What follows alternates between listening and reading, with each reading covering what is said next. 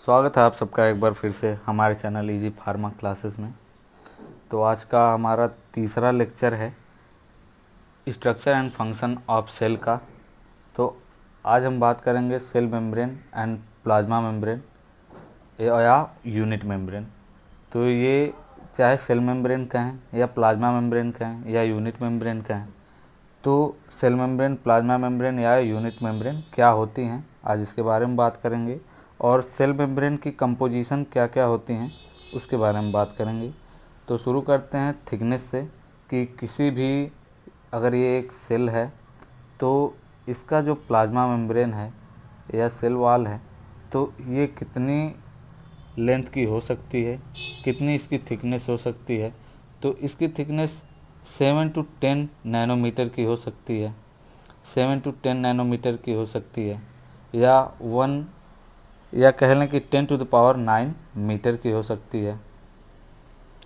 Plasma membrane is a thin barrier that separate the internal component of cell from the extracellular material to intracellular material। तो plasma membrane का work क्या होता है? तो plasma membrane basically work करती है, जैसे मान लें ये एक सेल है और इसके अंदर के जो कंपोनेंट हैं इनको इंट्रासेल्यूलर कहा जाता है, और जो बाहर के जितने भी कंपोनेंट होते हैं जैसे फ्लूइड हो गई, अदर फ्लूइड हो गई, विसरल फ्लूइड हो गई, तो इनको एक्स्ट्रा सेल्यूलर कहा जाता है, एक्स्ट्रा सेल्यूलर कहा जाता है। तो प्लाज्मा मेम्ब्रेन का यही वर्क होता है कि वो किसी एक सेल के अंदर के जो कंपोनेंट हैं उसको बाहर वाले सेल के कंपोनेंट से अलग करती हैं। सो plasma membrane is the thin barrier separate the internal and extra cellular material। अगला पॉइंट है the plasma membrane regulate the passage of substances into and out of the cell. तो प्लाज्मा मेम्ब्रेन का दूसरा function ये होता है कि वो सेल्यूलर रेगुलेशन का काम करती है, जैसे कि कोई भी सबस्टेंस जिसको आउट होना हो या इन होना हो तो वो उसको रेगुलेट कराती है। आगे बढ़ते हैं और पढ़ते हैं composition of unit membrane, plasma membrane और कह लें सेल मेम्ब्रेन की। तो फर्स्ट पॉइंट है इसमें the cell membrane principally made up of lipid, protein and carbohydrate. तो बेसिकली जो सेल मेम्ब्रेन है वो किन किन चीज़ों से मिलकर बनी हुई हैं? वो बेसिकली 3 चीज़ों से मिलकर बनी हुई हैं। पहला लिपिड, दूसरा कार्बोहाइड्रेट, तीसरा जो है प्रोटीन। तो ये जो है बेसिक फंडामेंटल पार्ट हैं किसी भी मेम्ब्रेन के। अगली पॉइंट पे चलते हैं। The lipid is mainly phospholipid, cholesterol and glycolipids. जो लिपिड हैं वो क्या हैं? जो लिपिड जौन सी लिपिड यूज होती हैं मेम्ब्रेन में, वो कौन कौन सी लिपिड हैं? फास्फोलिपिड हैं, यानी कि फॉस्फोरस एंड लिपिड दोनों के मिक्सचर को फॉस्फोलिपिड कहते हैं। दूसरा कोलेस्ट्रॉल एंड तीसरा ग्लाइकोलिपिड्स। अगले पॉइंट पे चलते हैं। The carbohydrate in the membrane are linked to either protein और लिपिड। जो कार्बोहाइड्रेट होते हैं, तो कार्बोहाइड्रेट जो होते हैं वो सेल के आउटर सरफेस पे होते हैं और ये क्या करते हैं? लिंक करते हैं प्रोटीन से या लिपिड से। तो ये कार्बोहाइड्रेट की चेन है और यहीं पे आके प्रोटीन और लिपिड जो हैं अटैच होती हैं और इनको लिंक करती हैं। नेक्स्ट पॉइंट है हमारा स्ट्रक्चर ऑफ सेल मेम्ब्रेन के। तो इसमें हम जानेंगे कि सेल मेम्ब्रेन की कंपोजिशन क्या होती है, किसने सेल मेम्ब्रेन का पहले ये टर्म यूज किया था, और जो लिपिड्स और जो फॉस्फोलिपिड्स हैं या कौन से कंपोजिशन की कितनी वैल्यू में प्रेजेंट होती हैं सेल मेम्ब्रेन में, उसकी स्टडी हम लोग करेंगे। तो ये फर्स्टली प्रपोज किया गया था, फ्लूइड मोज़ेक मॉडल के नाम से जाना जाता है, जिसको सिंगर एंड निकोलसन ने प्रपोज किया था, जिसका नाम है fluid mosaic model. All membrane consist of double layer of lipid molecule in which protein are embedded. तो सिंगर एंड निकोलसन ने क्या कहा था कि ऑल मेम्ब्रेन, जितनी भी मेम्ब्रेन्स हैं वो डबल लेयर्ड होती हैं और इसमें लिपिड मॉलिक्यूल इसमें लिपिड मॉलिक्यूल जो पाई जाती हैं उसमें प्रोटीन क्या होती हैं, एम्बेडेड होती हैं, धसी हुई होती हैं या उसमें फिक्स होती हैं। तो पहला जो प्रोटीन है या पहला जो सब्सटेंस है प्लाज्मा मेम्ब्रेन या सेल मेम्ब्रेन का, वो है फास्फोलिपिड, जो कि 75% टोटल पाई जाती हैं किसी भी प्लाज्मा मेम्ब्रेन में।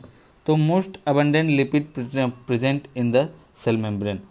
तो इसका जो हिस्सा काफ़ी है, 75% है। इसकी वजह से हम बेसिकली क्या कह सकते हैं या शुरुआती में क्या कह सकते हैं कि ये सबसे ज़्यादा पाई जाने वाली लिपिड है सेल मेम्ब्रेन की। अगला point, phospholipid are amphipathic in nature and are divided into 2 parts. जो फॉस्फोलिपिड हैं एम्फीफैटिक होती हैं, इनका नेचर जो होता है एम्फीफैटिक होता है और ये 2 टाइप्स में डिवाइडेड होती हैं। पहला पोलर हेड, दूसरा हाइड्रोकार्बन टेल। तो पोलर हेड क्या होता है, पोलर हेड को क्या कहते हैं, हाइड्रोफिलिक कहते हैं। Hydrophilic means water, philic means loving. तो इससे क्या पता चलता, साइटोप्लाज्म का दूसरा पार्ट होता है हाइड्रोकार्बन टेल, जो हाइड्रोफोबिक होता है। जो हाइड्रोफोबिक वर्ड से डिफाइंड है, hydro plus phobic means, hydro means water and phobic means hate, जो कि वाटर हेटिंग होता है। तो ये pointed towards in side of the membrane. जैसे मान लेते हैं कि ये हमारी सेल मेम्ब्रेन है, तो जो हाइड्रोफोबिक पार्ट होता है सेल मेम्ब्रेन का वो इनर साइड में होता है, और जो हाइड्रोफिलिक पार्ट होता है वो आउटसाइड ऑफ द सेल होता है।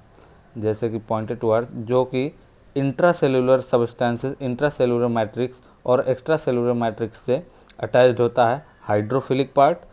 और जो लिपिड होता है वो लाइपोप्रोटीन लिपिड जो होते हैं, यानी कि हाइड्रोफोबिक पार्ट जो होते हैं वो वाटर के कांटेक्ट में नहीं आते हैं, क्योंकि ये वाटर हेटिंग पार्ट होते हैं।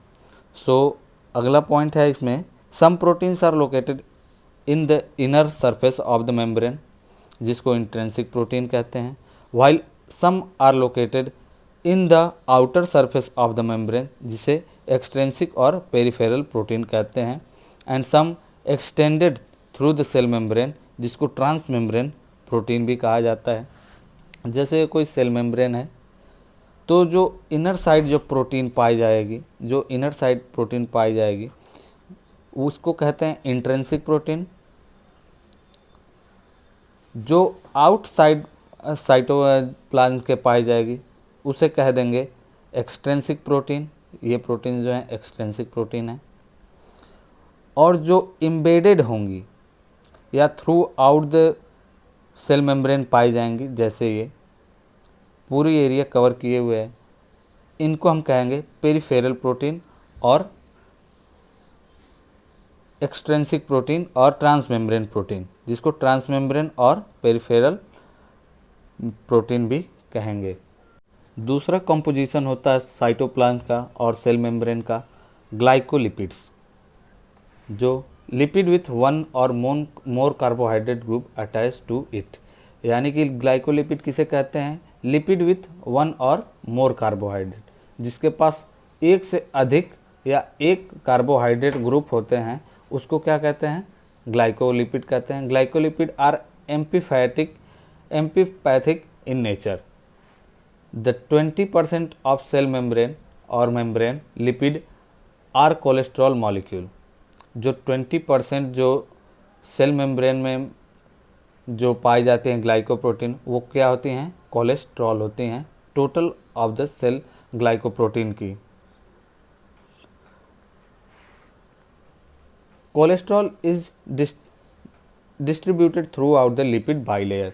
जो कोलेस्ट्रॉल होता है वो थ्रू आउट द बाइलेयर होता है। बाइलेयर मीन्स कि डबल मेम्ब्रेन जो बाउंड होती है सेल, जो सेल मेम्ब्रेन होती है उसके थ्रू आउट, मीन्स कि कोलेस्ट्रॉल हर जगह लगा हुआ होता है, या वो अपर साइड हो या वो लोअर साइड हो, वो लेफ़्ट साइड हो सेल का या राइट साइड हो सेल का। अब प्लांट सेल की बात करते हैं। Plant cell membrane lack of cholesterol. Plant के सेल में क्या होती हैं, जो प्लांट की सेल की मेम्ब्रेन होती हैं वो कोलेस्ट्रॉल उनके पास नहीं पाया जाता है।